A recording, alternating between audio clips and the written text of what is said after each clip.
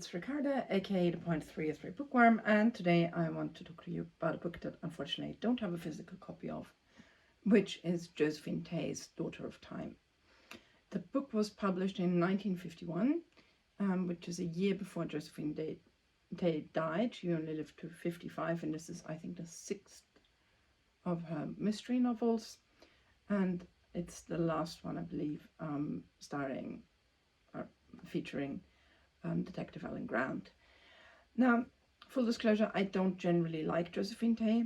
I don't really know why.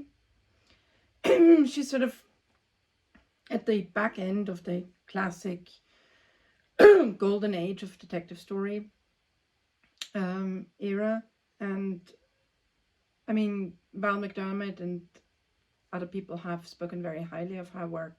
Personally, I just probably don't like her view of humanity very much. Somebody in Goodreads, I don't remember the reviewer's name, but somebody actually described her as being reactionary, which is not a bad term to describe her, really. She has certain views on class and I suppose, the character of people of certain classes that are very unpalatable, really. And that, I think, really interfered with my enjoyment of any of her books, no matter how much I enjoyed the mystery. And interestingly, Daughter of Time is an exception to that, as the only one of her books that I would wholeheartedly recommend. And there's another one of her books which is still fairly popular, which is The Franchise Affair, which I thought personally that the take on class issues in that was just nasty and mean-spirited, and I didn't care for it. But this one, Daughter of Time, I do recommend, and it's very interesting. I read one of those wonderful AI-generated long think pieces on Facebook the other day, which is so clickbaity and just so annoying. It's like, and it portrays it like Josephine Tey was this person who comes up with upended years of historical research. Well, that is not the case. What happens in this book is you have Detective Grant, who has a broken leg and is laid up in hospital. And for want of anything better to do, he is essentially given a historical mystery to solve, which is, now seriously, what happened to the Princess in the Tower? So if you are unfamiliar, the Princess in the Tower were the two sons, or the two eldest surviving sons, of King Edward IV and Elizabeth Grey Woodville, who were then locked up in the tower by their uncle, King Richard III. They at some point disappear from the historical record, and the assumption that a lot of people have made, and that history has broadly made, is that they were killed by their uncle Richard III. And in the book, Detective Grant starts by reading a children's history book, and that very clearly presents this case. Now, I actually had a professor as an undergraduate, Professor Sandy Grant, who's written extensively about the Princess in the Tower, and I really think that if you are somebody who has any knowledge of the Cousins' War period or the Tudor period, then the conclusion of the book does not come as a surprise to you. It is enjoyable to read a police of the process of how he gets there is enjoyable.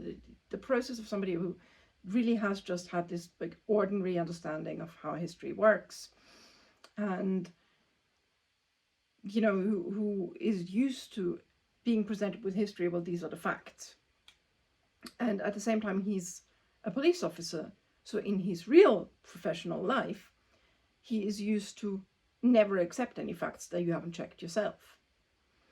And his approach, literally the way he approaches this then as a crime investigation, is just very enjoyable. And it marries two things that I like very much, which is one is history and the other one is crime investigations. And what it also doesn't do, which I'm very glad of, it's not a historical novel. And I have a huge problem with historical novels.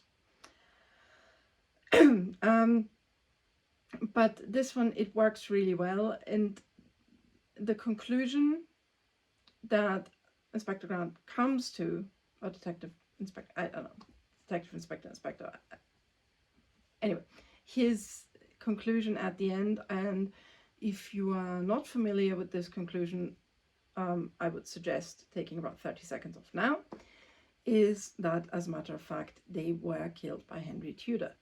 And the cover-up and the way that we have Richard III portrayed since is essentially Tudor propaganda. Now, any historian worth their salt will tell you that is the historical consensus. This is what we essentially know to be true. And having a police officer come to this conclusion is just weirdly satisfying, particularly when he sees this as a very much a revolutionary finding, and that, you know, this changes everything. Until a nurse rather sweetly tells him, "Sir, this changes nothing. Everybody who's read anything about this knows this. You haven't come up with anything else new. It's just that truth is the daughter of time, not of fact. It is history is written by the winners."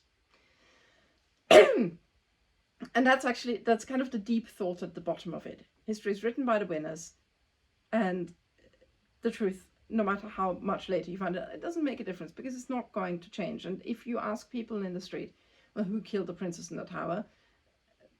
First of all, I mean, probably a lot of people are not going to know what you're talking about, but most of the people you speak to are going to say, well, Richard III did, obviously.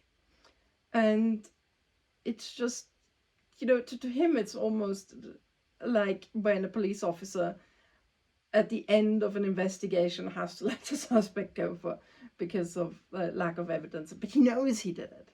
And, you know, it's just a very satisfying on the one hand, because as a student of history, I know, well, of course this is what happens.